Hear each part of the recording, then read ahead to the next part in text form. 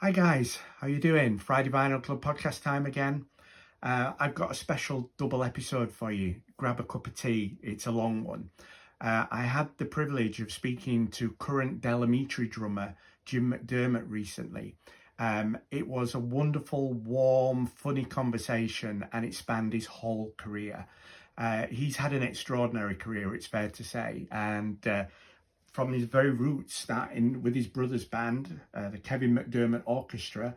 You can see how young Jim looks there. Look at that, perfect.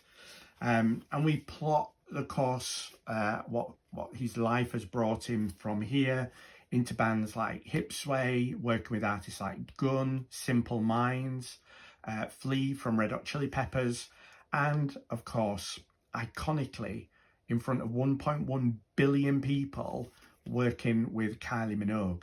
However, more importantly, Jim was offered the opportunity to join Amitri as a permanent member, not to record this album Fatal Mistakes, which is now 5 years old, would you believe? 5 years.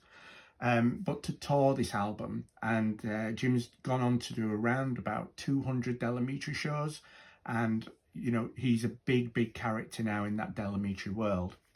Now, Jim joined us primarily to talk about this album from 1976. This is Jeff Beck's Wired.